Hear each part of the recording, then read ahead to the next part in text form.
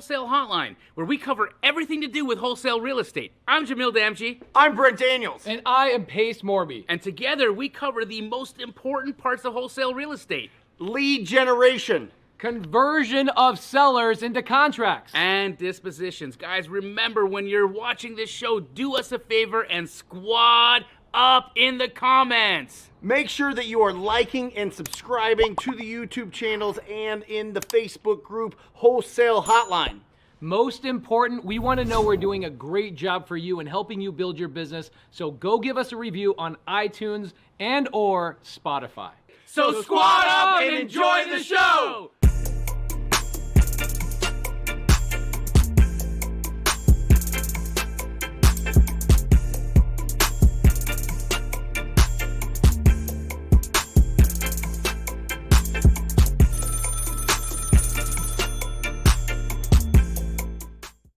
Welcome to Wholesale Hotline number 213. And before, Pace, if you don't mind me giving the announcement before everybody reads it on social media tomorrow, but Pace and I just finalized that I just purchased subto from Pace Morby.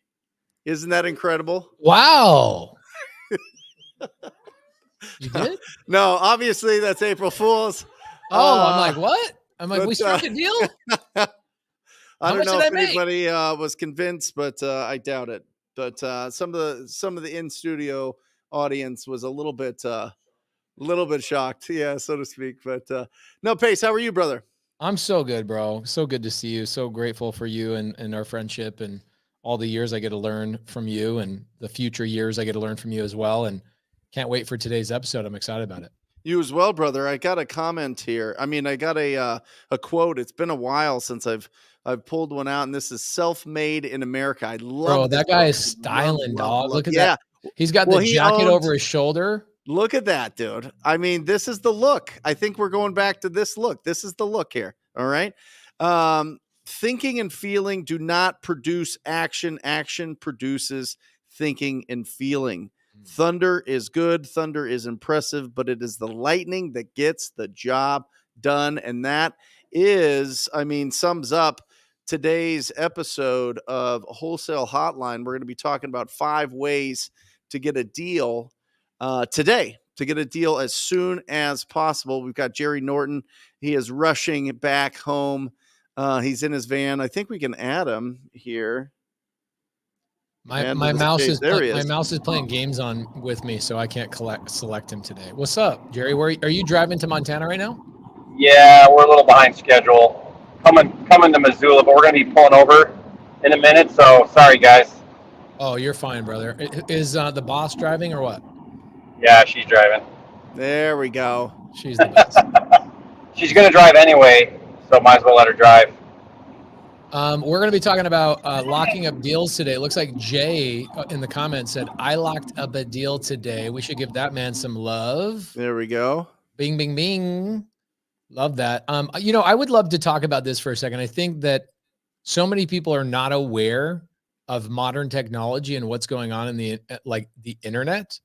I could go buy a deal right now in like 5 different places. Yeah. Okay. Like already contracted, ready to go, buttoned up, and I could go fix and flip a house today. I know this is Wholesale Hotline. I get that. Jerry, do you ever fix and flip? Brent, do you ever fix and flip? Sure. All the time. What about you, Brent? Do you fix and flip that often? Not my favorite thing, if I'm going to be honest. Mine either. But if it's an easy flip, if it's a newer property or it's a property that doesn't need more than say 40, 50K, we'll do something along those lines. But okay. If it needs significant, I'll leave that to the pros for sure. Okay, cool. So my point to this is I've made a lot of money in my life. I've never made more money on a deal. The most amount of money I've ever made on a deal is when I've held a property for over 5 years and I've sold that property. I've rolled that money into another deal. That's the most amount of money I've ever made in my life.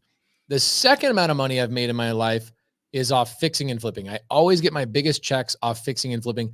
Thirdly, I get, significant size checks. I'm not Brent Daniels with my average assignment fee at nearly 30 grand. My average assignment fee was around 18 to 20 grand when I was like full steam wholesaling.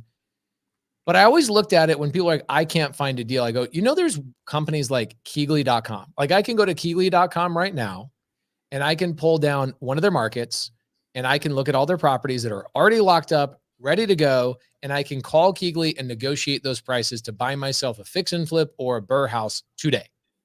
I can also do that on Investor Lift. I know Jerry sells a lot of his deals on Investor Lift as well. I could go buy a deal today on investorlift.com. I could fix and flip. I could do a burr deal. You could buy subto and seller finance deals on there. And I also look at other companies. I won't name this company because Jamil doesn't like them, but there's other big companies out there that do this. Also, there's people in the side comments right now that are like, I have deals. See, Tony says, how do you spell that? Let me spell this for you because it is amazing to me. I just did a webinar the other day. I had like 4,000 people on it. And I said, do you guys want to see how fast you can find a deal right now? Like you guys think you have to cold call, you have to text, you have to do all these things. If you guys are willing to fix and flip and partner with somebody, you could get into a real estate transaction today, like right now. And the webinar I was doing, literally nobody had ever heard of Investor Lift. It was a newer audience, new bunch of people. Investor Lift. Go to investorlift.com. You can buy a deal today. You could go to keyglee.com. Key, like key of a door, glee as in happiness, KEYGLEE.com. And I look at this and people go, I've been trying to get into the business for a couple of years and I just can't find a deal. Guys, if you are struggling in wholesale, if you are struggling in real estate, you are struggling in finding a buy and hold, stop doing anything other than go to Brent Daniels. Brent Daniels' guy, Jeremy on his team is the dispo guy. You could buy a deal today from Brent Daniels today. Jerry, I don't know if he has any active deals. He probably already sold them all on Investor Lift. But yeah, guys, there are deals right here, right now. See, Janina Farr says, I'm looking for 3 flips now. Let me tell you something I want to point out to all of the audience. My wife in 2020, 2021 made about $250,000 being a bird dog for me. What does that mean? My wife went to Keegley.com literally for every deal that she found for me. I was also wholesaling as one of my primary incomes, but that was an operation that is humming and churning and making money without her, without me. I'm not involved in it anymore. And it still operates and does all the things. But my wife is like, I want to make some extra money and I want to list the properties that I find you. If I find you a deal that you could fix and flip, will you pay me 20% of the fix and flip net? I go, absolutely. So what she did is she would go to Keegley.com. She would work with a couple of different people over there. And she would say, my husband wants this deal, or my buyer. She'd say, my buyer wants this deal, but I need it $10,000 lower than you currently listed it for, or you have it listed for. Sometimes she would get the deal. Sometimes she wouldn't. The ones that she would get, I would buy them. My team would fix and flip them. So not only did she make 20% of our net profits, but she also was the listing agent when we went to list the property. This is how she became a top 1% agent in the state. Actually, not even top 1%. It was like 0.001%. She was like top 5 agents in the entire state because she was just listing properties that she found for me on keyglee.com. My wife says, I'm your bird too. Yes, you are my bird. Bird is a European slang for my baby, my girl, my woman, right? So I look at that and I'm like, guys, you guys could just bird dog for fix and flippers right now off of Brent's list, off of Investor Lift, off of Keegley.com. Are there any other websites right now that you guys can think of that I could go and find a deal in bird dog for a fix and flipper with already contracted, already locked up houses I could go find today? Jerry or Brent? I mean, every market has active wholesalers that are transacting day in and day out. If you're just active in your market, you'll find who those active wholesalers are for sure. I mean, there's Brent, deals all around you. Yeah, I think, there's, I'm sure you could probably find some deals on bigger pockets. I'm sure you could find some deals on the MLS that are listed by wholesalers that have the right to list it on the MLS.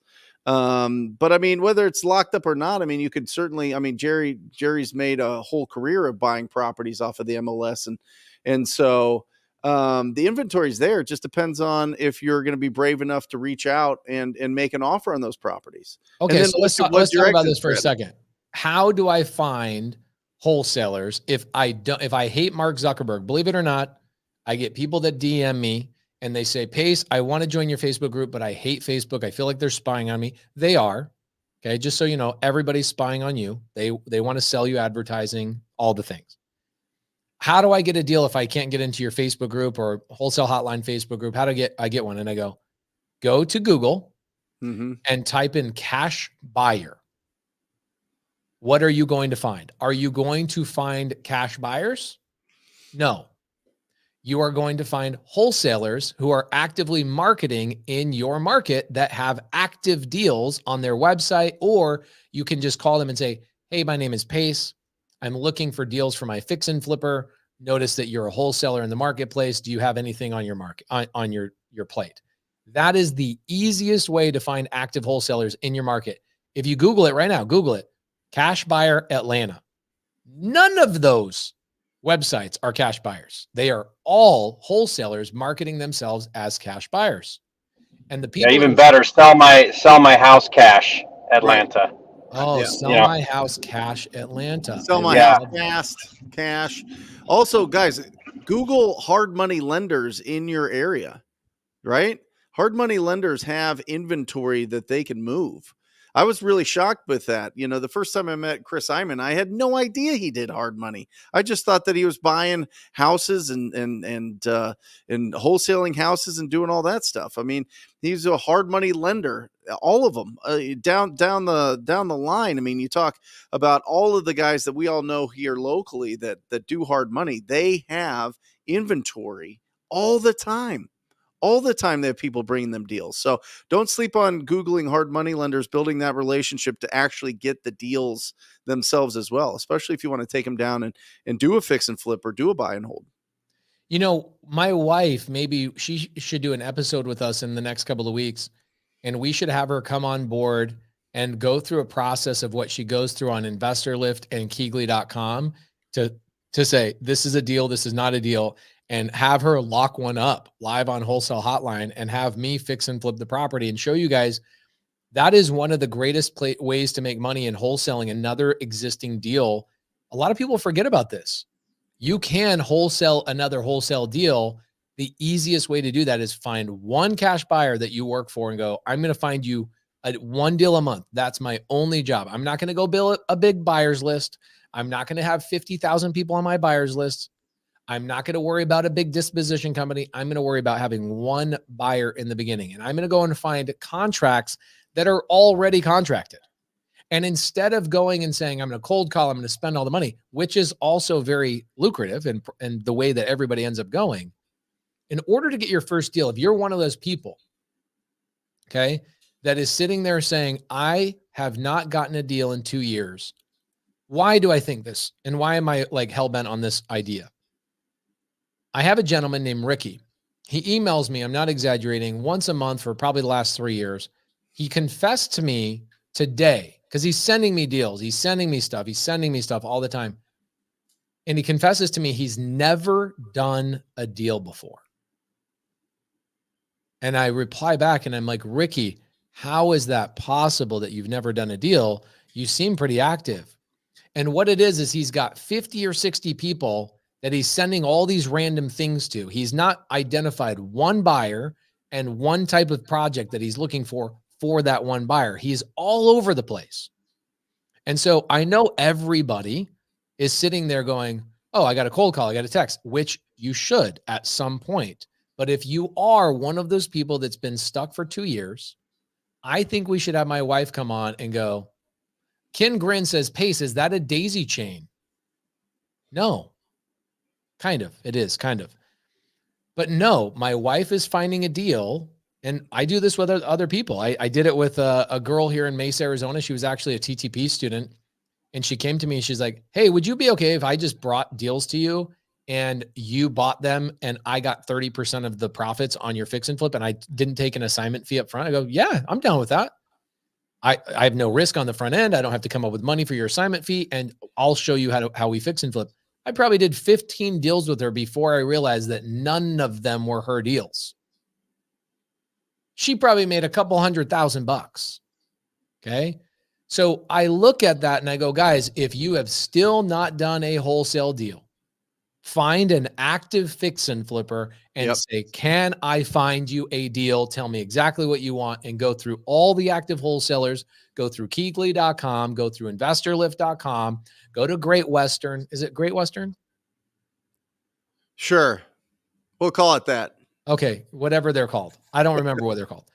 Go to these companies. They're called a lot of problems typically. They do cause a lot of problems. That's why I didn't bring them up. But the other companies don't.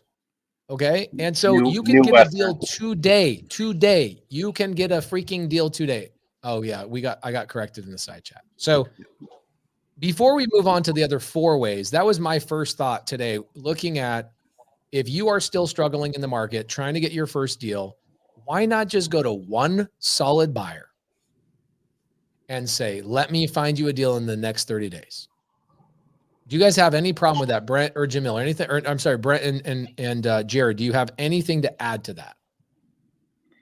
I think when I hear that pace, when someone says I can't find a deal, which is very common, I think there's some like clarification, like, are you looking for a deal or are you looking to transact? Are you looking for a deal? Are you really looking for a deal, or are you looking to make money in real estate? And let's get clear, because I think that's your point, Pace, is like, well, what is it you're actually looking for? Are you looking for a property you can fix and flip? Are you looking for a property that you can keep as a rental? What's your capital situation? Are you looking to just transact and make some money as your bridge into real estate? Are you looking to wholesale at a high level where you do it over and over again and create an operating company that wholesales? Like, what is it exactly you're looking for? And get really clear on that. And that changes obviously with time, because you might start out one way and then move into other things. But I think a lot of people get so hung up on like they have to find this deal, when really what they're saying is, I want to learn how to make money and transact deals so that I can start to do things with my life. Maybe quit a job, maybe do this full time, maybe build a portfolio, maybe start flipping. But like, I think there's just a real lack of clarity. A lot of people don't really know how to really hone in what they're looking for. Well, I didn't. You read Rich Dad Poor Dad, and it's I gotta buy rentals, right? That's that's passive cash flow. You get the you replace your income with that, and then you're out of the rat race, right? And so it's like, okay, well, as a young budding entrepreneur, how do you do that?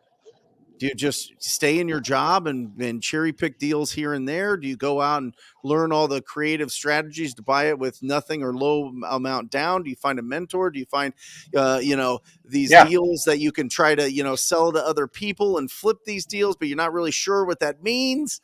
I mean, I think we've done a really good job over the last 10 years of really explaining how to wholesale property and how to get your toe in the water and how to build a resume of success, showing that you can find opportunities. And that's usually how we get started. You find somebody that's buying a house and you say, hey, is this a good deal? And then all of a sudden they're like, hey, let's put something together. But, it all starts, and this is something that Pace has said, I think, since day one. I think your very first YouTube video, Pace, is like, if you don't have friends, you will not make money. I mean, I think if you put the core of your message of a lot of what you say is get a bunch of friends that are doing this business, and you're going to do awesome. You're going to do all right. You know what I mean? Because it's really tough to fail if you're surrounded by people that are doing this and doing it on a little level or a big level.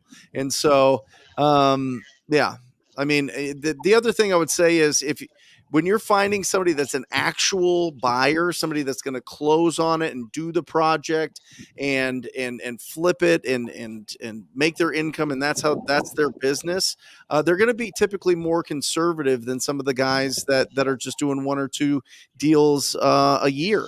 So, I mean, if you're going after one of these bigger type flippers, their numbers are going to be more conservative, but it's going to go really, really, really smooth. So there's some trade-off there. Yeah, I remember. Oh, go ahead, Pace. Go ahead, Jerry. I was just going to say, I remember that idea around reverse wholesaling, where you find your buyer and then you go find them deals.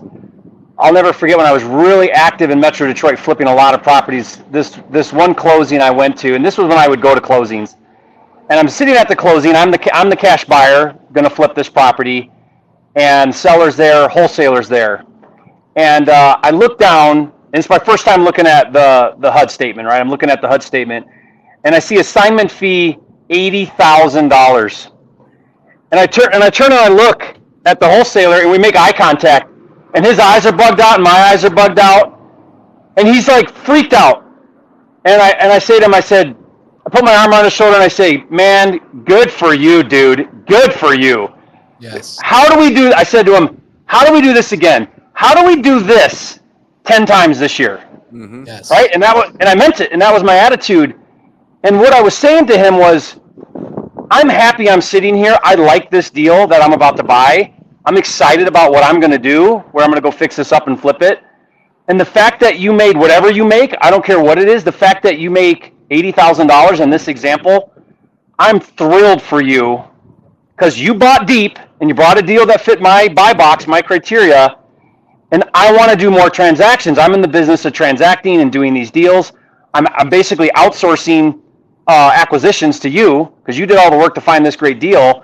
How do we do this again? And I think a lot of wholesalers, they miss that message. Now, not all cash buyers are cool like that, but a lot are. And if you can align yourself with a couple of people doing that, transacting like that, and they want you to win, and they want you to win big, and they don't care what you make as long as the deal fits their buy box, dude, you're in business pretty quick if you're willing to hustle.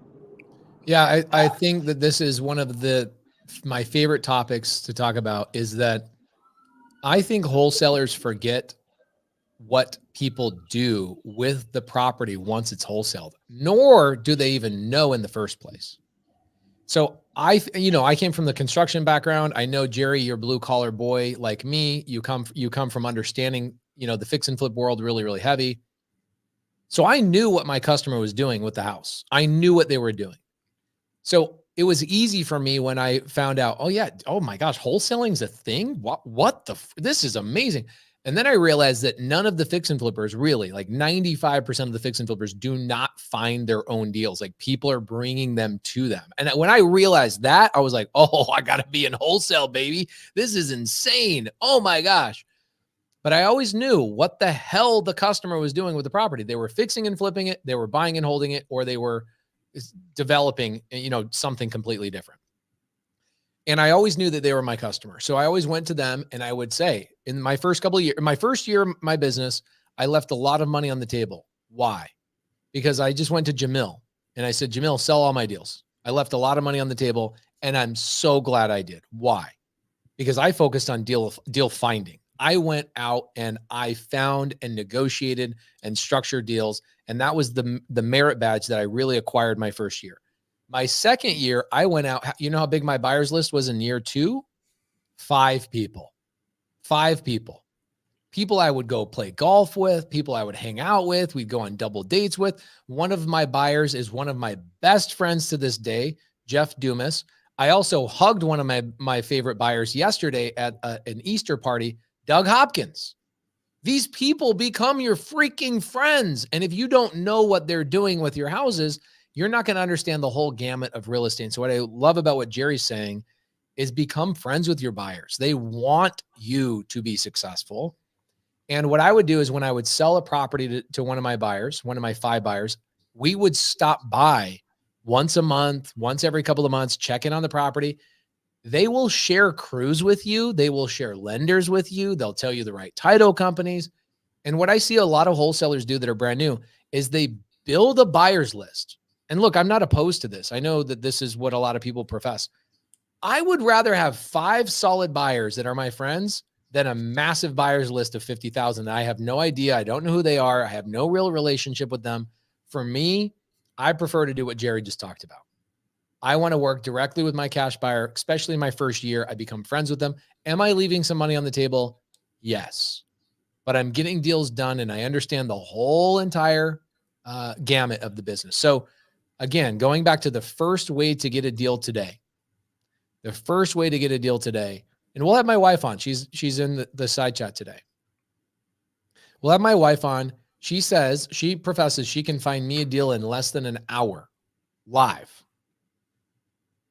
We'll have her show you how to verify, how to do the deal, how to do all the things, and she'll do it live.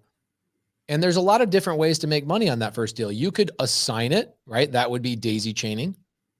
Or what my wife did is she actually partnered with me on the deal, and she would take 20 to 25% of the net proceeds of my fix and flip. So she would stay involved in the deal and also get the listing at the end. So there's a lot of different ways to structure it, but there's no reason, okay? There is no reason you cannot get a deal today if you go around and do that method. There are houses that are already contracted, ready for you to buy. Yeah, you might have to beat up Keegley a little bit. Their prices might be 10 grand too high, 20 grand too high. You can beat them up on that price. It's not the gospel truth. It's not etched in the 10 commandments. Okay, it's not on the tablets. You can negotiate that price. Same thing with Investor Lift. You can negotiate that price. You can make comment. You can do things and offer certain dollar amounts. There's properties right now, ready, contracted, negotiated. Somebody followed up 4,200 times with that seller to get the contract. You can skip the line, skip the sales portion, skip the cold calling, skip the skip tracing, for heaven's sakes, and go straight to a contract and get tied into a deal today. So that's, if I had to get a deal today using any strategy, that's the first thing that I would do. Brent and Jerry, what other ways would you go get a deal today? I would go on LinkedIn. This is going to sound a little crazy. I'm going to create a profile on LinkedIn, and then I'm going to go search in LinkedIn, Real Estate Investor Phoenix. Okay. And I'm going to find 5 or 10 of the people that have posted to LinkedIn that they're real estate investors. It just, for some reason, these are like the best buyers that I've found. And I would find exactly what they're looking for. And then I would just join every single wholesaler's blast out. I would do exactly what Jerry was talking about. You Google sell my house fast, wholesale real estate, whatever it is. And I'm looking through and I'm like, send me everything that you have. Please send it to me in my email. How do I make sure that I can see what you have? I've got some buyers that are looking.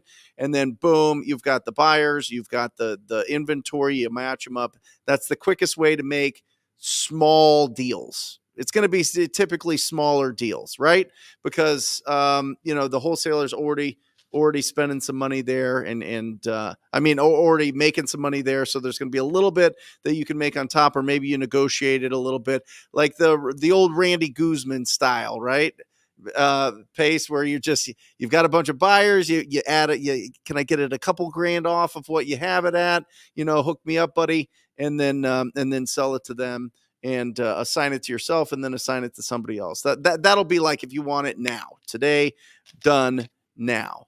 If you want to build a longer, bigger business, you got to find the roughest looking properties in your marketplace. You got to find the properties that need the most love. I would find the 1,000 ugliest houses possible within a certain geographical area, and I would be obsessed with them. Absolutely obsessed with speaking with the property owners and seeing what their timeline is to sell. It might not be for years.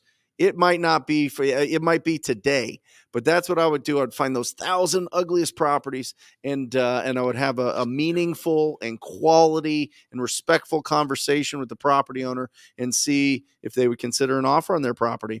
And then from there, you're off to the races. And that's exactly what I did to build my business. One, I went on LinkedIn. Guess who I found on LinkedIn? His name's Josiah Grimes. Okay. I was in a 5-hour meeting with that guy today.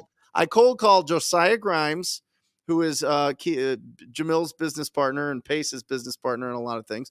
A brilliant mind, but at the time he was a wholesaler. He was this wild, young, goofy wholesaler that was just running around. He had the silliest laugh I've ever heard, and I was like, right? And to this day he does. And he was just, I'm looking for deals. And I sent him a deal, and he texted me back 45 minutes. Hey, I sold it and I made 12,000. I was like, oh my gosh, this guy's like the real deal. He sold it to Jamil, by the way, who sold it to somebody else for like 30 grand more. You know what I mean? But I was new to it. And that 12,000 meant a lot. You know what I mean? It meant a lot. It meant that I could do this over and over, and I didn't have to rely on just one person that wasn't getting back to me in time or whatever. And I will say this just before Jerry lets loose and really takes it over the top, but I will say this. I think that there's two segments of buyers, and this is what we're really discovering. With the guys that buy a lot, they're buying 10 to 12 to 15 to 20 homes a month. They have a cookie cutter process to it. And so they're going to stay within that $50,000 to $70,000 range of fix up. They're not going to do huge fire damaged properties. They're probably not going to buy mobile homes. They're probably not going to buy your vacant lots, but they will buy those properties that they can go in. They can put the cabinets and the countertops and the flooring in, one of 5 different variations that they have, and they're going to sell it, and they're going to be really great, and it's going to be good. The other side is the people that want the ugliest properties in the roughest areas. They want it. They want those properties, and they're going to go in and they're going to fix it up themselves. They're going to keep their margin super low on the. Does this include buyers that are like willing to buy houses with dead heads inside the freezers and stuff like that? Yeah, well, those are the craziest buyers. You know what I mean? You got to be an absolute psychopath to buy those houses. But I'm just kidding, Jerry. Jerry can tell that story some other time. But I think there's two buckets of buyers. The ones that can get in, do the easy kind of churn and burn and keep their crews going, and then the ones that want the bigger projects with the bigger rewards, but it's a bigger risk for them. So I think it's really good to have a combination of both. At least 5 and 5 to start out. 5 that are just doing a ton of business, and 5 that kind of do a few, but they're bigger projects. And you'll do very well. What do you think, Jerry? Yeah, I mean, I like to look at it from the perspective of, okay, do you have time but no money? Because if you have time but no money, that's going to limit you to some very specific marketing channels. If you've got money, you still need time, but if you've got maybe more money than time, or you've got access to some resources with money, there's some things you can do where you skip right to the front of the line. I mean, you can do these pay per lead services like Lead Zolo and Speed to Lead, and you literally will pay them $1,000 and they will put a warm seller in your lap, and you just literally talk to the seller. Right? But that's expensive. So typically what we're talking about here, I think, is like the zero cost, low cost strategies. And so I think in the beginning that's really critical, because most people that get into the business, I was this way. I think Brent and Jamil and Pace were this way. It was the time, no money. Like, I got some time in my second job from, after work till midnight, but I don't have a lot of money. So now I got to be resourceful. I got to be creative, and I got to hustle.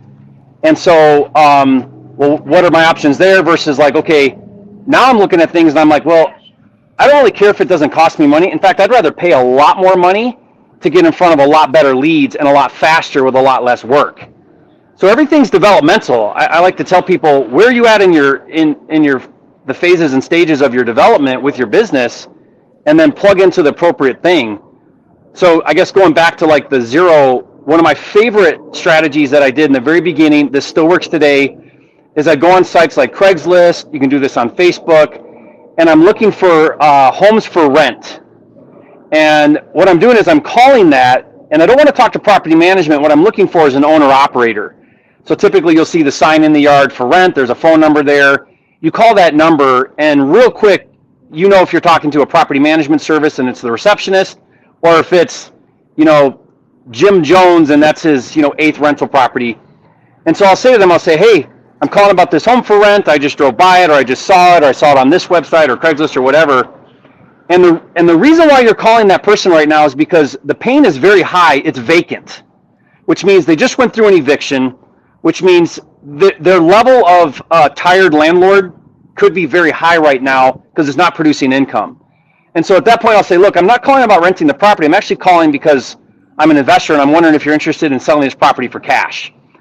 And a lot of times they'll say, yeah, no, I just spent some money fixing it back up. We're looking to rent it. And then I'll say, do you have another property that you might be looking to sell? And I swear, I don't know what percentage, but a lot of times they'll say, yeah, I got this other property that's a dog. It's been a loser for me. I'd love to sell that property. Here's the address. What's your price? And so it's a very quick way it's kind of the, what do you call it? The undercover. You're like an undercover tenant, right? You're not really a tenant. You're calling. And if you get property management or an answering service or receptionist, I'll say to the receptionist, hey, I'm calling about such and such property for rent. Who do I need to talk to? So I'm trying to get to some kind of decision maker, the owner, or somebody that I could then have a conversation with. And again, then I'm going to say, hey, I'm not actually calling about renting the property. I'm wondering if you want to sell it. And then again, this is open how the Jamil door. got his first deal. Yeah. Jamil got his first deal walking in a neighborhood. He saw a for rent sign. He asked the lady, well, it seems like it's past the first of the month. Like nobody's rented the property. It was like the 15th of the month. So he already knew that she was, 15 months into that month or 15 days into that month, which meant that even if she got a tenant, that tenant wasn't going to move in anytime soon, maybe 30, 45 days, right? That's typically how it works. So this lady's got 2 months at least minimum that she's going to be hemorrhaging. So Jamil just said, what would it look like if you sold it to me? Yeah. He ended up making $47,500 on his first deal, walking a for rent by owner, doing exactly what Jerry just said. And what's great about it, then I want to hear your thoughts on it, Brent, is a lot of times what they'll say, well, what's your price? Because remember, these are investors and they may have owned that property forever. And you may put out a number that is a great number. And to them, they gladly sell it for that number because they would be done with it. They own it free and clear. They've owned it forever. Who knows what's going on? But it's not hard to have a high level conversation with a buy and hold investor who's got a vacant property they're trying to re-rent. It's very easy conversation. They're not going to be offended you're asking. They're going to ask you, well, everything's for sale. If the price is right, okay, well, tell me about the property and, come to an offer. And then you're in the business, right? You're talking to somebody, you're possibly making an offer on something. And it's more of the psychology of like picking up the phone, talking to somebody, making an offer that's going to start to give you confidence to now go do this more and more and better and better. And that's a free way. It's an easy way to instantly get on the phone and start making offers on properties.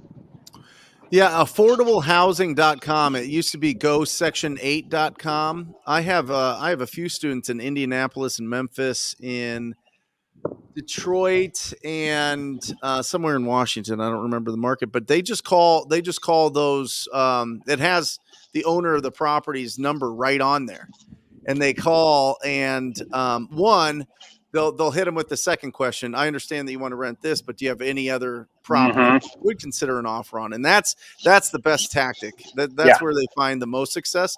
But second, they find cash buyers. Yeah, they find their cash buyers there that are looking in the area of to buy more affordable housing. And it's a great way if you want a local mentor that has some real estate. That's a nice way to meet somebody at least. Because Brent, if they say no, I don't want to sell, no, I don't want to sell, then you can say, well, I come across a lot of properties. Are you looking to buy? There you go. Now, either way, you're winning, right? They're either selling or they want to buy, and you're having a good conversation. Or raise funds or whatever else. I mean, it's just a good conversation with somebody that's got some experience in real estate that you probably normally wouldn't have had. And I'm telling you, you are one conversation away every single time you dial the phone of opening a door you never thought could even be opened. Who knows?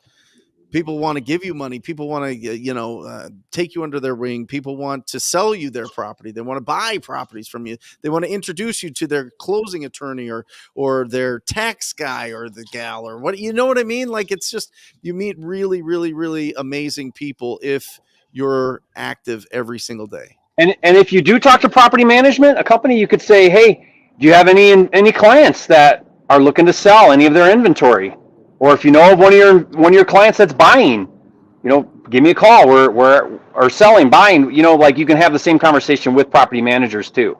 Another thing about property management companies is you can buy the property management company. We're in the process of buying one right now. We were talking to them about having them manage our properties here in Arizona, and we found out that they needed help with operations and scaling, and we said, would you be open to us taking over half the property management company? Guys, pick up the phone. TTP, baby. Talk to people. And don't be afraid of buying businesses. Yes. Aaron Beasley says, hey, I have questions about how to stop foreclosure if the auction is tomorrow morning. My wife is one of the greatest in the industry at doing this. Go to her YouTube channel, Laura Morby, and she has a couple of YouTube videos on actually stopping a foreclosure. Not stopping a foreclosure, but postponing a foreclosure. She's done it live and put it on the YouTube channel. If you are a sub-2 student, My wife has a whole entire mini course inside of Subto on exactly how to do it, the paperwork, the documentation, the steps, all that kind of stuff. Go into the Subto vault. You guys can see all of that kind of stuff. Okay, so we got a couple of ways that we can get a deal today. Any other things that I can do today to get a deal today? Brent, Jerry, how do I get a deal today? I mean, again, it comes down to budget, right? It comes down to the budget. You could buy these leads without a doubt. You can buy, if you go on some of these paper lead companies, you can buy the discount ones that nobody wanted to call or didn't think that was a lead for like $7 on the weekends or whatever. They have specials all the time on getting rid of some of these old leads. So I think I think it's a great idea, Jerry. We've been working with propertyleads.com. Kyle is phenomenal there, and he's done a good job, and we've got a couple deals that way. How the heck did Kyle get propertyleads.com? Like, was he born in 1970 and was like, how do you get that domain? If you saw his roster of website names, he has no idea how to do SEO, right? All PPL leads are SEO, right? And if you figure out SEO, you're a game genius over. and a millionaire, right? And so, because that game is always changing, and so he found somebody that knew SEO, and he had the website. Boom! Now he's got a company. Freaking genius. I love that company name. It's so good. Check this out. Heather Smith, unrelated to the topic, but I like this. She says, I know it's not real estate related. I just wanted to thank Pace for encouraging me not to give up. I just had an owner agree to seller financing his truck. I got 2 no's before this. Heather, you got 98 no's less than what it normally takes me to get a yes. So congratulations on only 2 no's. Hopefully you meant to say 200 no's, not 2. Oh my gosh. But Pace, I think going back to your question of like, how do you get a deal today? Well, if you don't pick up the phone, then for sure you don't. If you pick up the phone, then you might. Like I remember watching a Brent Daniels YouTube video where, and correct me if I say this wrong, Brent, but you said 221. Was it 200? Yep. 200 conversations, or is it 200 conversations? You're going to find 10 sellers that are at some level of motivation. One of them is going to say yes to a low cash offer that you're going to wholesale for a profit. Yeah. Is that what it was? Yeah. So Yes. 200 conversations with people that are on some sort of distress list. I mean, you can't call in the phone book and just call anybody up and be like, hey, would you consider an offer? You know what I mean? That will work, but not 200. Right. Yeah, exactly. And so, and by the way, it's much different. That's if you make those calls too, right? This isn't if you have somebody that is, $4, $5, $6 an hour, which they work hard and they're doing what they do, but nobody's going to sink their teeth into the deal and into a lead like you will. Once you hear somebody say yes on the phone with you for like the first time, or maybe, or how much will you give me? You're kind of like, oh my gosh. It's like this could actually work. First kiss you've ever had. Yeah. Yeah. And I say it's similar with on market. I tell people, and I give this challenge all the time, and I've never had somebody actually do it where they didn't get a deal, which is make 100 offers. So this is on market. So it's already for sale. So they want to sell. Talk to somebody, an agent in this case, talk to an agent and make an offer, even if it's half of the list price. If you do that 100 times, so 5 times a day, 25 a week, 100 in a month, all the stars are going to align. It just takes 100 times, and I don't know if it's on number 29 or 67, but in 100 offers, the stars are going to align. You're going to have a motivated seller, an agent ready to go, and your offer is going to be accepted, and you're going to get a deal that you can wholesale for 10 grand or whatever. But you just got to make the 100 offers. Mm-hmm. So if you can dumb it down and just be like, all I got to do is talk to 5 people a day or how many ever a day, and I do this 100 times, I'm going to get a deal. All right, let's go. And then you kind of turn off the rejection part of your brain, and you just go to work, and you get a deal. Like, we don't need to really overcomplicate this. In 2004, I got my real estate license, and I joined Windermere. It was a brokerage out of Seattle, and there was fax machines back then, right? Oh yeah. And so Brian Mahoney, Mike Mahoney's my best friend. We grew up together. His dad did well, and he's like, hey, listen, let's flip some houses. We're like, yeah, this is great. He's like, you got to make offers for me, and we'll start flipping some houses. And this is 2004, 2005 Phoenix. I mean, everywhere was going bananas, but here it was going real bananas. And so we're sending out all these faxes, right? We're faxing offers. There wasn't like a scanned email type Shut of the deal. fax up, bro. Are you serious? You were faxing we had offers? reams of paper doing exactly what Jerry was saying. We'd fax them all over, and we had an individual. You have to type in each number, and then the fax goes out, blah, blah, blah, blah, blah. We got 2 deals. Yeah. On market deals. On market deals. From faxing people. From faxing to, we would go, okay, the properties are on the market 90 days. They're under 350,000. We're going to send offers to all of them. You guys will like this. I have a student. It's on my YouTube video. His first 10 deals, this is how he did it. This cracks me up. This is what he does. He goes Zillow by owner. Yep. He doesn't even call. He texts an offer, and his offer formula was 50% of Zillow. That's all I did. He took the Zillow number. He went 50%. He didn't even bother to call the for sale by owner, Zillow for sale by owner. He just texted his offer and said, "Hey, I see you got this Zillow by owner. Here's my offer, cash." And that's how he did his first 10 deals. Wow.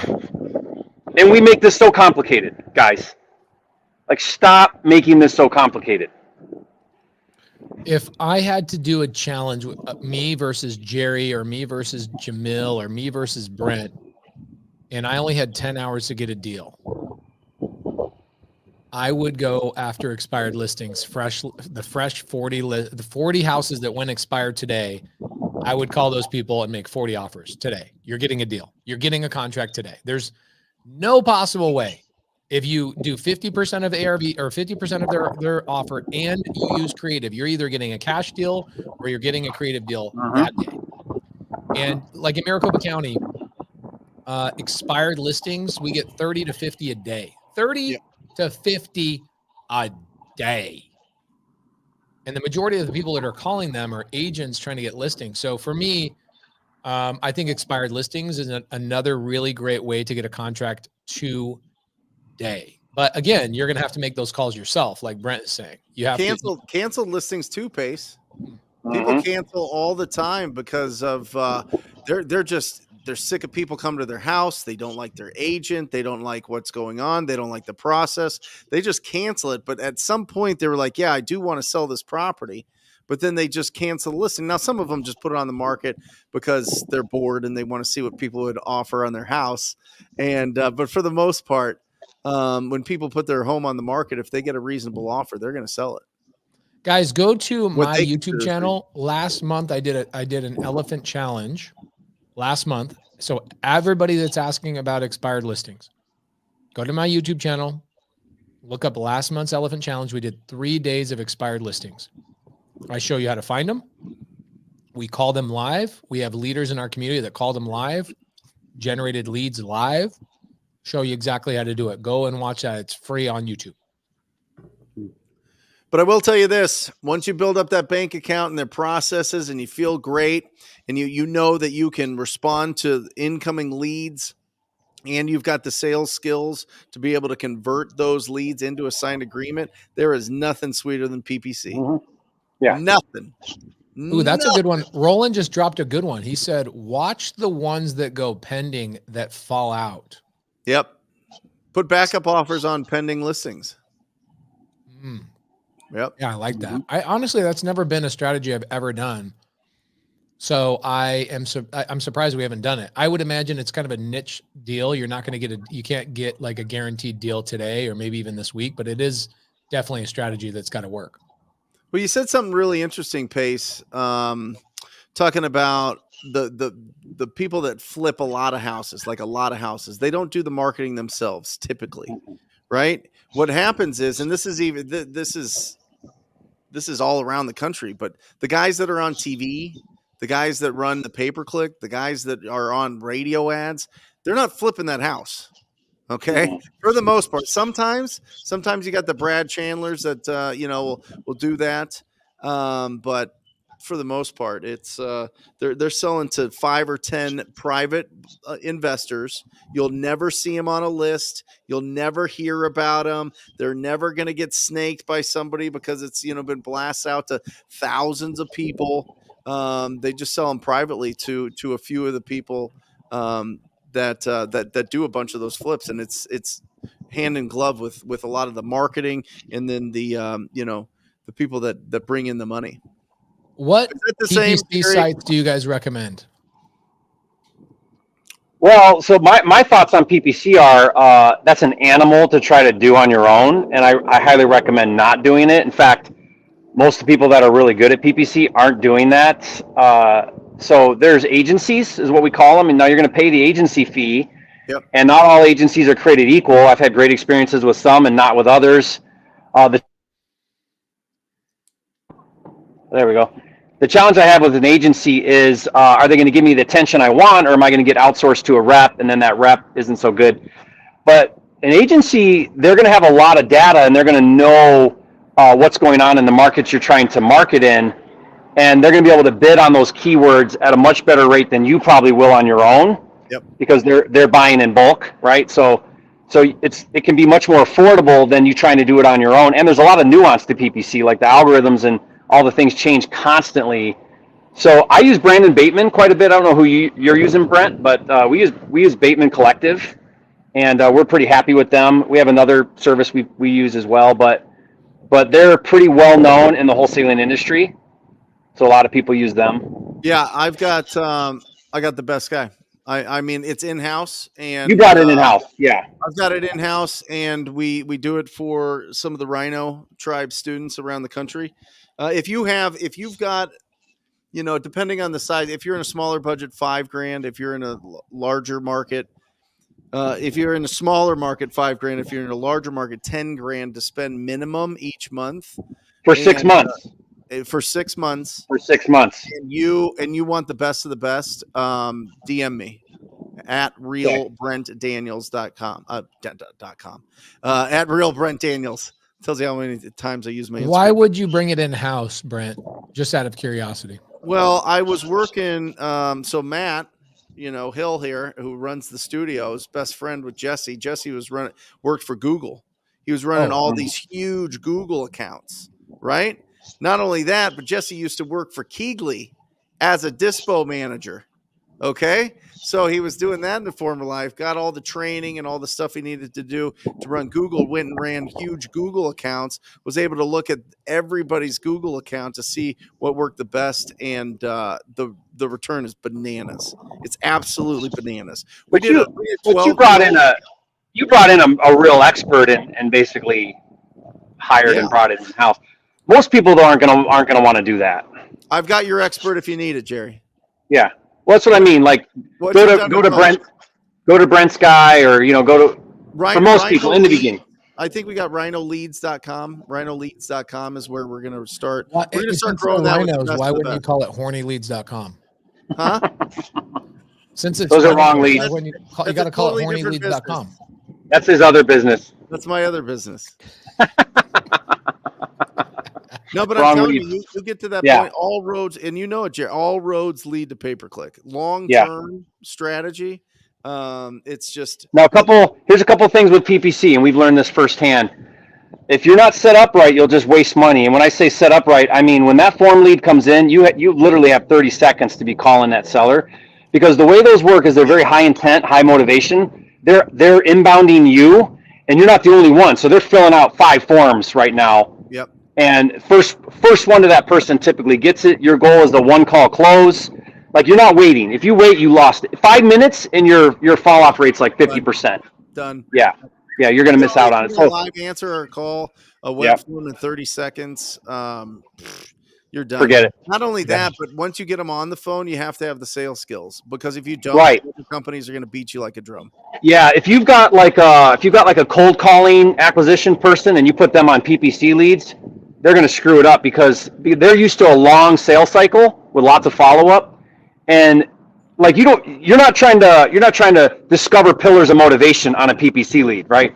Like, you're skipping all of that, because you don't need to. By nature of it being PPC, they're very highly motivated.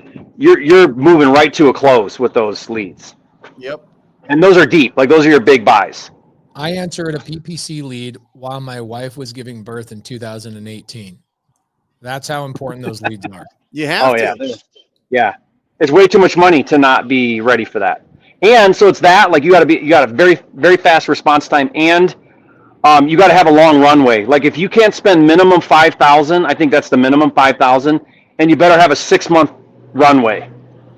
Okay. So don't even think about PPC unless you got 30 grand set aside to do it right, because that's what it takes to really dial that in.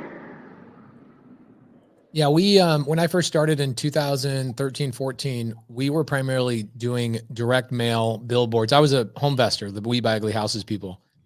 And dude, we were getting schooled by people with PPC here locally in Phoenix. This was 10 years ago. And home investors could not figure it out. They were like, why are we getting our butts kicked? Why are we getting our butts kicked? It was PPC. People were transitioning to PPC and figuring out the online game. Mm-hmm. And the last year I was at Home Investors, we were spending, at the first year I was with Home Investors, I was spending 20 grand a month. My last year with Home Investors, we were spending 20 grand a month as well, but they had converted 80% of their spend off of direct mail and put it all on PPC and Facebook ads and things of that nature. So they've converted almost entirely to digital. Again, it's impossible to scale other business models. And if you guys go direct mail, I think direct mail is a great, it's very similar. It's inbound lead, high intent.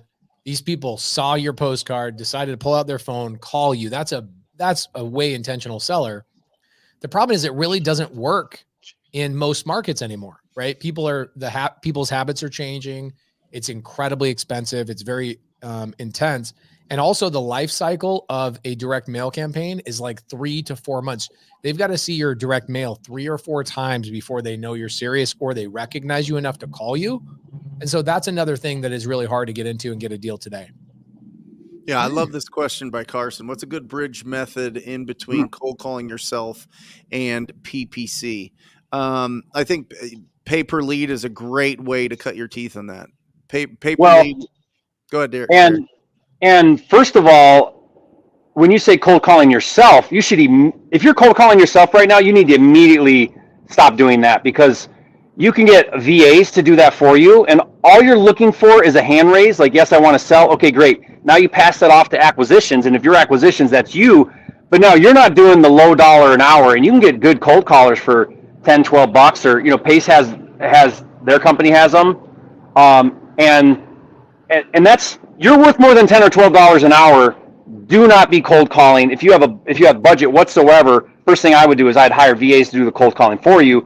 And now you're only talking to the warm leads that the cold callers generate. That's probably step one. Your transition. I give a caveat there? Yeah. I would highly suggest everybody talk to 1,000 property owners yourself before you hire anybody. Right? I agree. What's going to happen when they get on the phone with some of those leads, Jerry? Yeah, you better be a closer for sure. I mean, I think it's just you got to be a closer. If you can get enough reps in to where you feel comfortable just not even thinking about it, just picking up the phone and having a conversation, and know that you're looking for the condition, timeline, motivation, and price of that property owner. That's a skill, and it's a skill that you're going to need, because you'll just waste your money if you try to hire people that give you leads and then you're fumbling and stumbling and bumbling the whole way. So, but as a business model, as you scale, that's a quick transition. Is just you stop cold calling. Yeah.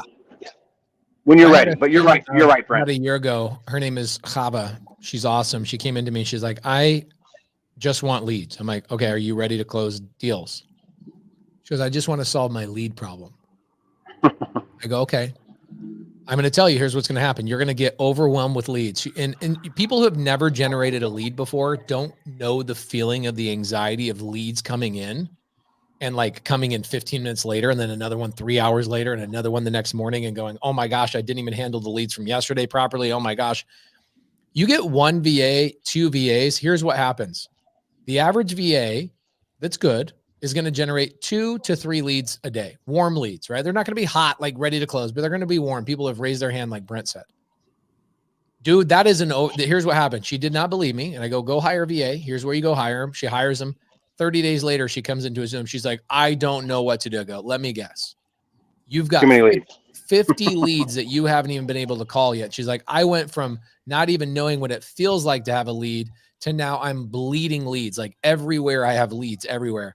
And she's like, what's my next step? And I go, now you got to go either A, miraculously become a closer overnight, or B, go partner with somebody who is already a proven closer. And it was so stressful for her. She was like, I'm just going to shut off the VA.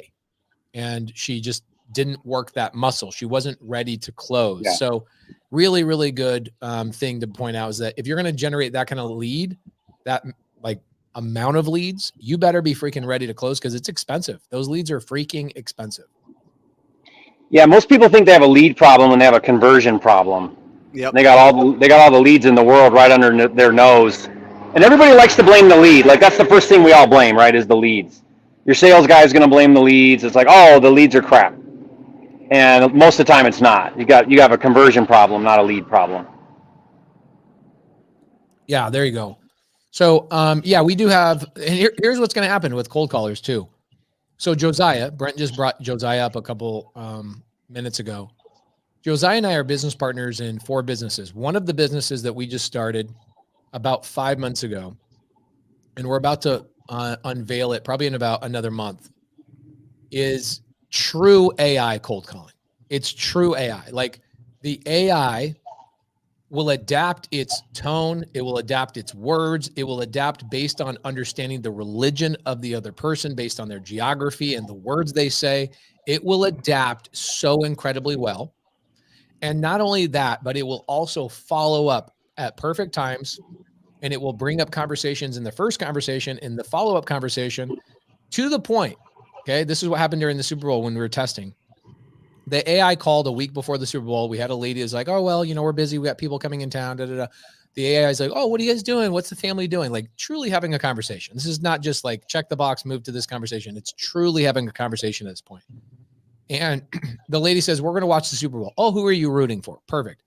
The AI marks it down in the CRM to follow up about the Super Bowl. The AI goes in. Obviously, we've trained it to do this.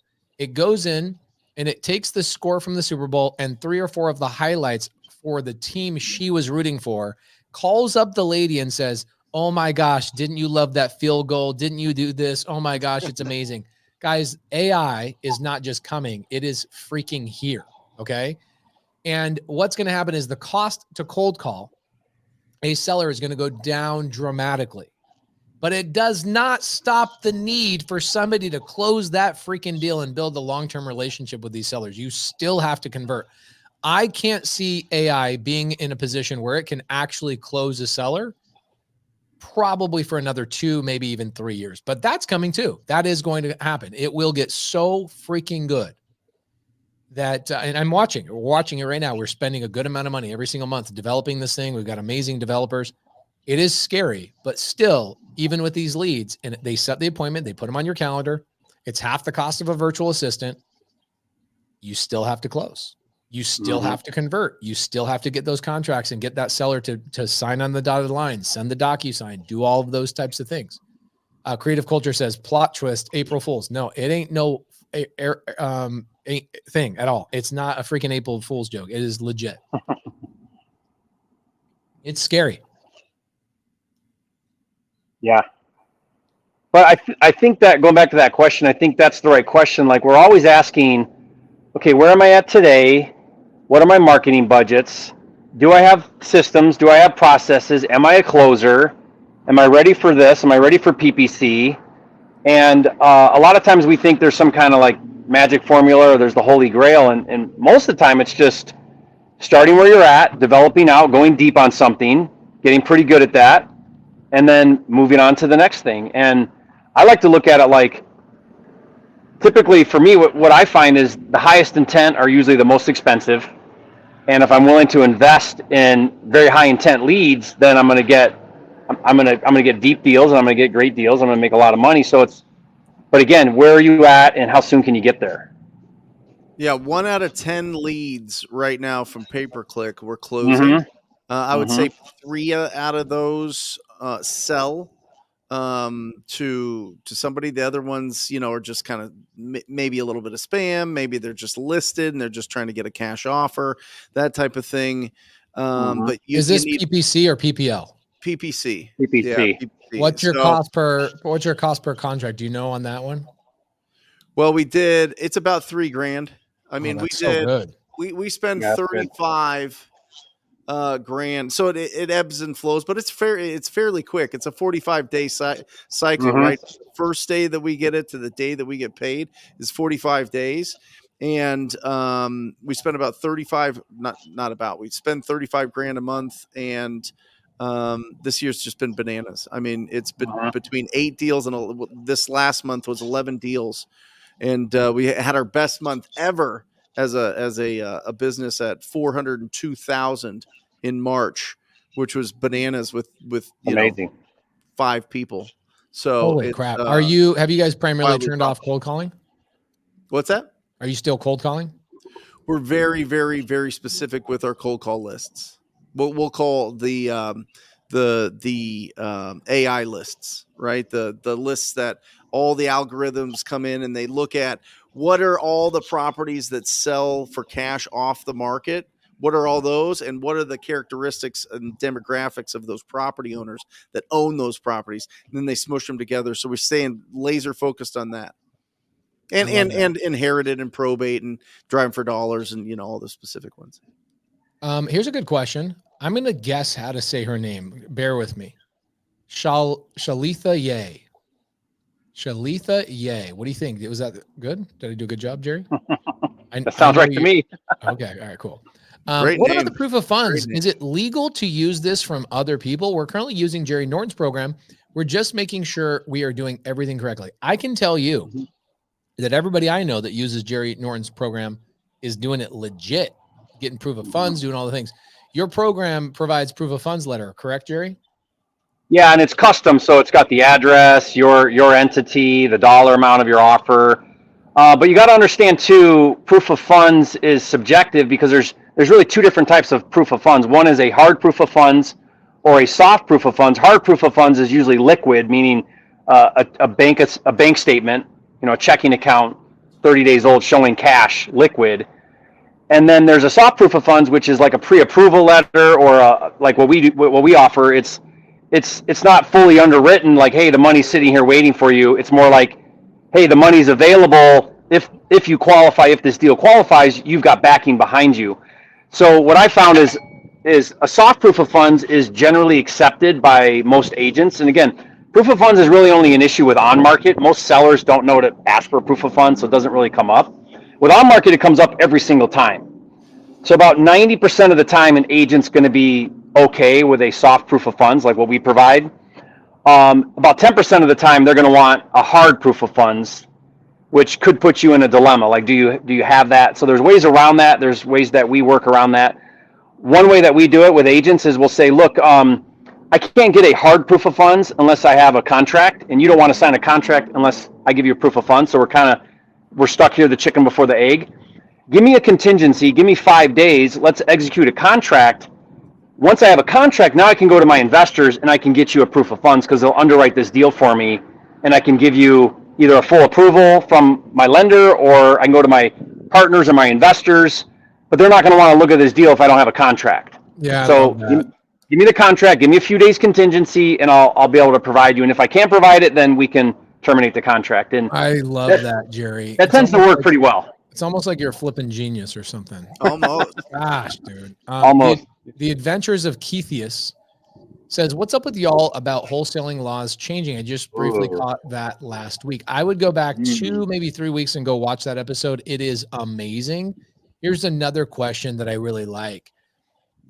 Before I was the creative finance guy, back in 2013, 14, I was known as the mobile home guy. I didn't know that. Oh yeah. I was the mobile home guy and the assisted living guy for like a good, what was funny is I was doing all creative finance on them, but everybody saw the deals I was doing. Mobile homes where land is not owned are not mobile homes, my friend. They are called vehicles. Okay. they are not home. They are not recognized as real estate. Okay. So the way that we make money on these, Eric Thompson says, can anything be done with a mobile home where the land is not owned? The mobile home is in a mobile home community. So most, if not almost all I've ever seen, the mobile home community has first right of refusal to buy that mobile home before it ever leaves their park. So I would go and check that out. 99.9%. I don't think I've ever seen any mobile home park that is not willing, does not have a first right of refusal on every single mobile home in their park. So that's one. Two, if they decide they don't want the thing, typically who you're selling those things to, you're going to, dude, it costs 10 grand to move those suckers. Yeah. And most of those things you're going to buy for $500, $1,000. The person buying it from you is going to buy it for $1,000 to $2,000 from you. So you're going to make small chunks of money. Okay. You can flip them. You can clean them up and then sell them in the park. That's what Scott Garcia, a lot of people that know Scott Garcia, that was actually his first deal he ever did. Sitting right here. I think, Scott, what'd you make on that deal? Like 20 grand? He just went to the bathroom. Oh, yeah. Literally I went to his first mobile home flip and I go, bro, you are ballsy doing a flip on something that's not even a house. I love it. This was probably 7 years ago or so. Scott Garcia, who's, taking a leak over at Brent's studio right now. Hopefully. He made 21 grand just keeping it in the park. So you could flip it inside the park. You could sell it to somebody outside the park. Who's buying that deal is another mobile home park owner like me. I've got 7 spots in my Yuma property right now. And I don't care which one fills the spot. Either a tenant brings their own mobile home, happens a lot, or I'll buy one and rent it out. So those types of things, the problem is they cost so much money to move, to, lift up, move on a truck, oversized vehicle, do all the things. You got to get permits. You got the sheriff departments involved. They come in, they drop the thing down. You got to hook it all up. It's 10 grand minimum. And most of those things are made out of absolute trash. Yeah. So I would either stay away from them and it's not a scalable model. That's the other thing too. If you're trying to build a business model, Jerry, Brent, do you guys know anybody that's scaled a non-actual real estate mobile home business? No. I don't know anybody. Okay. So it does, you can get the deals done. This is what we would do. A lot of times we would find properties where the mobile home was not affixed to the land. And my wife, Laura, she was the one actually doing the tie downs. We would take houses we bought for $30,000 from homeowners because they didn't understand that the reason it wasn't a home is because it wasn't anchored into the ground. And so we would buy it and the dirt that it sat on, and we would anchor it into the ground and make like $80,000, $90,000 by spending $3,000. So we did that a lot. And Jerry, are you at Shields right now? Yes. I'm sitting outside. This is the guy, how they got the cowboy guy or whatever it is. It's me and him chilling. You're right, Sam. Shields is where Montanians get their groceries, just FYI.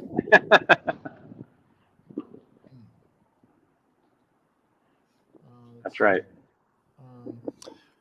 Yusuf, I think that it just depends on where you're at, but I would shoot for $5,000 a month in pay-per-click. It's just, you don't build up enough momentum in your account. Google wants to take as much as possible. And so they're going to push up the bigger budgets, just depending. If you're in a bigger market, you're going to be buried. Don't even waste your time. If you're in a smaller market, I'd say less than 100,000 people, you could certainly test it. But if you're, if you can get to 5,000, sell some stuff off. You know what I mean? Like, get it. Yeah. And don't just go, okay, well, 3,000 a month. No. Have it set aside. Have it at least 90 days set aside, preferably 6 months set aside, so that you can really season your account and really get it. But I'm telling you, once you get past that barrier to entry there, oh my gosh, the leads and the deals are phenomenal. And my acquisition teams used to like calls and texts and direct mail on some level, and they're like, they close these sofa. They love this. I mean, they're addicted to these leads. I mean, it's almost like they went through the fires and now they're just like, in paradise, so to speak. So they're having a great time with these leads. Can I promote something real quick before we wrap up in the next 15 minutes? Yep.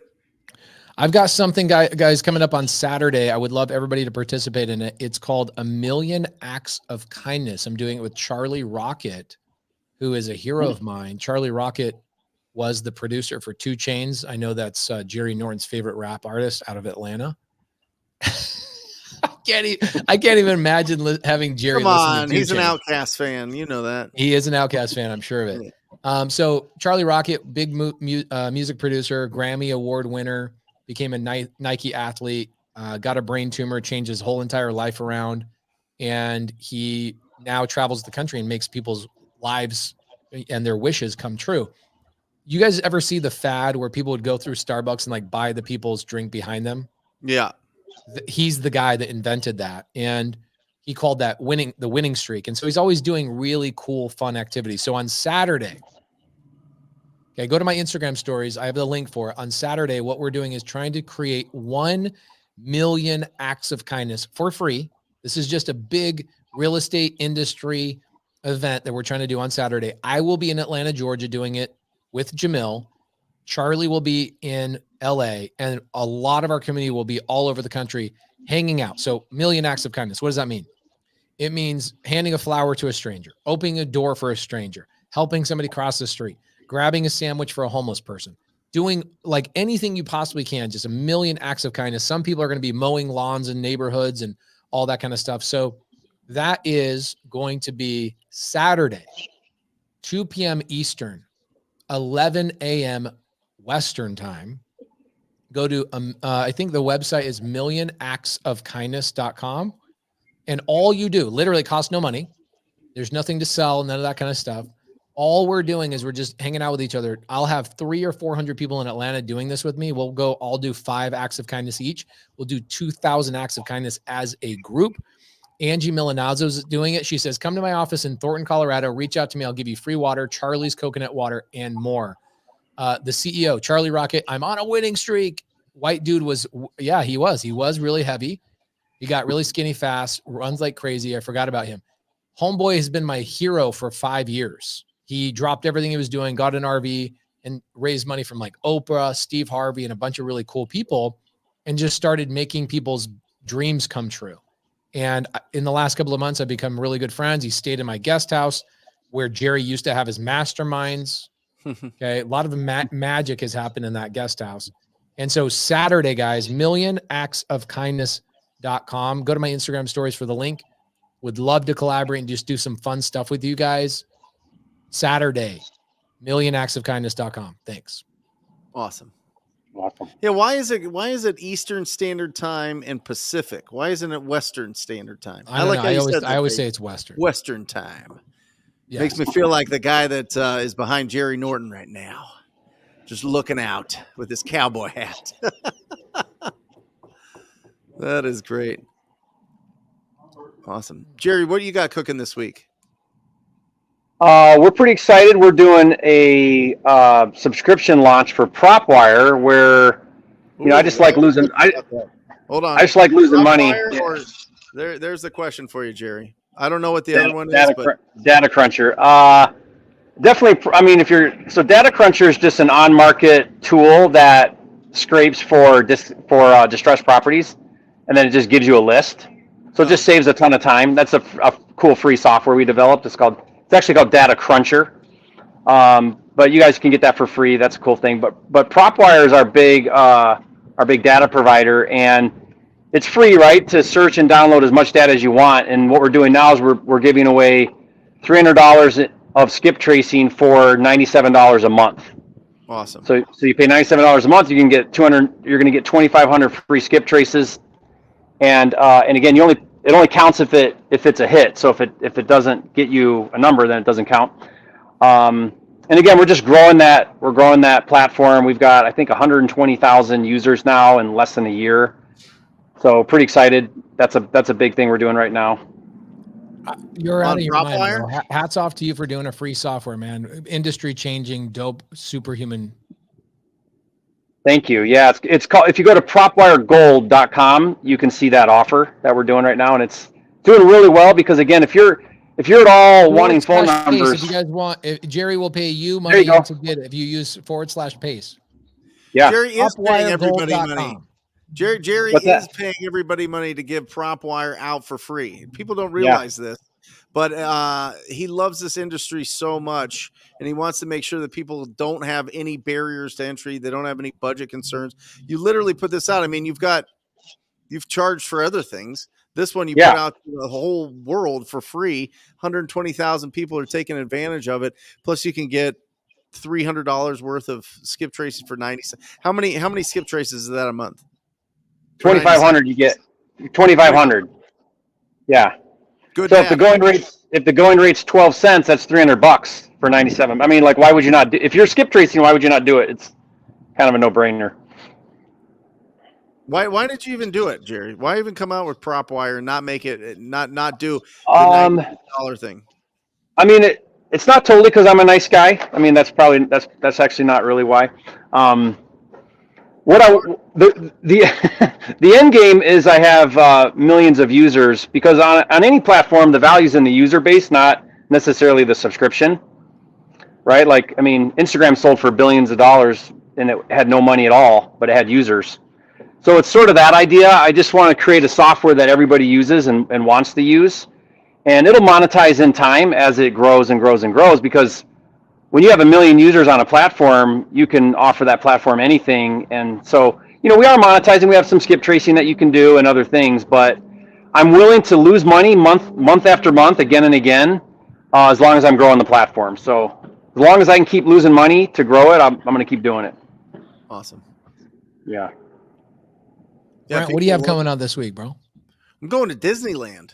Liar. You didn't make enough money this month. You only made $400,000. How are you going to afford Wednesday, to go to Disney? It's spring break for Bo's school, so we're taking Bo to Erin's favorite place on the planet. She walks through and she starts weeping a little bit, weeping with joy of her childhood memories and sharing it with our children. So we're gonna have a great time. We're gonna go Wednesday through Saturday, and then the week after that I'm going to the Masters. I'm going to the Masters too, bro. I know. I'll see you there. Are you gonna be there Tuesday? No, I'm Thursday through Sunday. Oh yeah, we're only going Tuesday. We got a 3-month-old, so we don't want to have a crying baby at the Masters. But then the week after that, I'm doing a 4-hour live show on Wednesday from 10 to 2. It's going to be absolutely bananas on the Brent Daniels YouTube channel. I love it. Nice.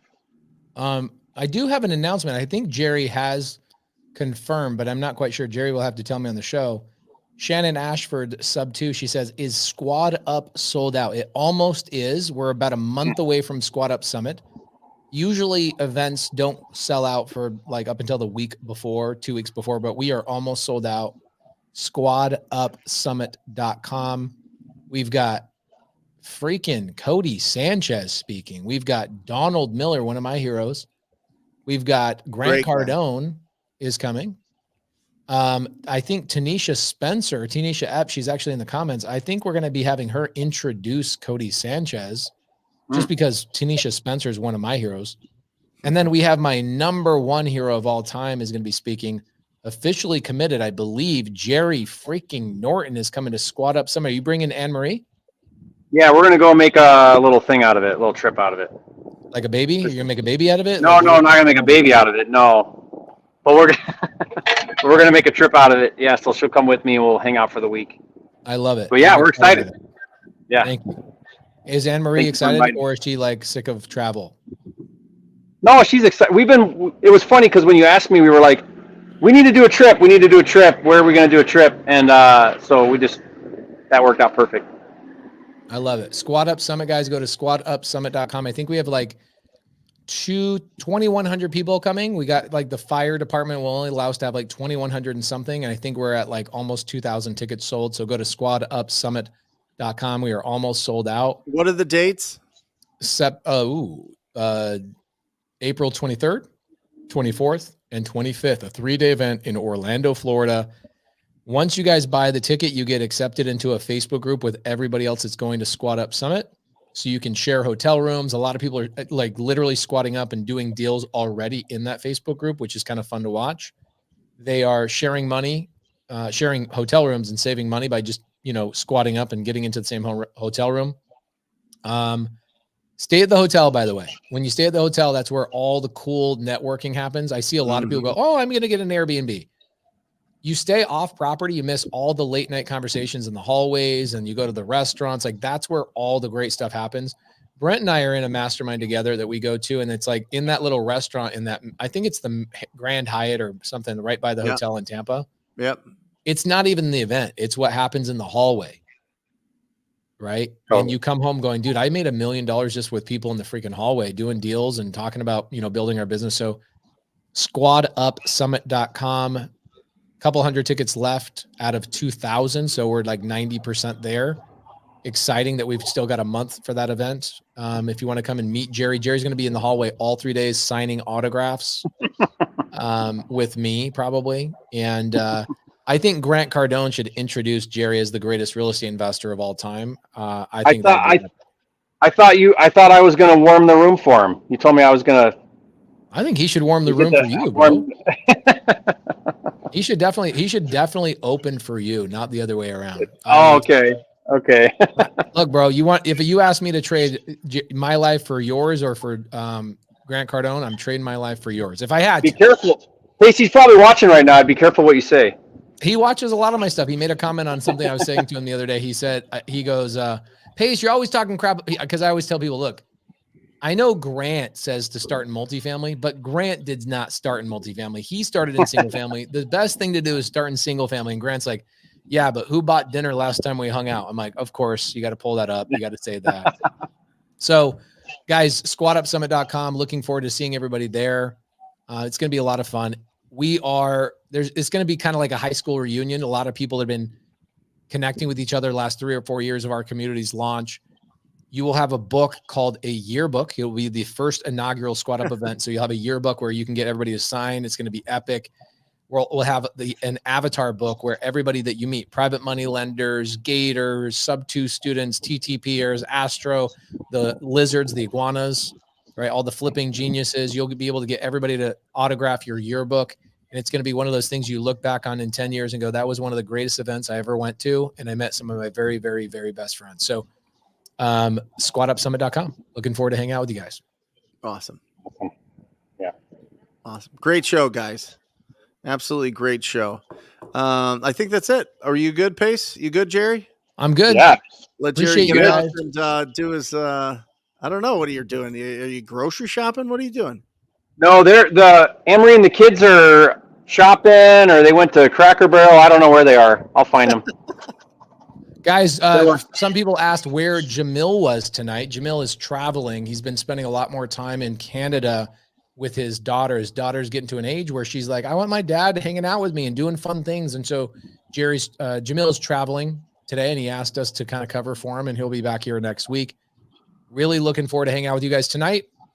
Get creative. I do Get Creative right after Wholesale Hotline in 30 minutes. And I've actually got a newer person that I'm interviewing, and I'm talking about her starting point. One of the things I've been doing in Get Creative on my podcast Monday nights at 7 is interviewing and talking to one person and dissecting their individual business for an hour so that you guys can learn through that individual. So I'll see you guys on Get Creative. And thank you guys for coming to Wholesale Hotline, episode 213. See you next week. Or just say squat up. So squat up and enjoy the show. Yeah. Yeah. Okay. 1, 2, 3. So squat up and enjoy the show. What are you doing? I didn't say nothing. Why? I don't know. Okay. So squat up and enjoy the show. Cool. I think we should use the one where Jamil doesn't say anything.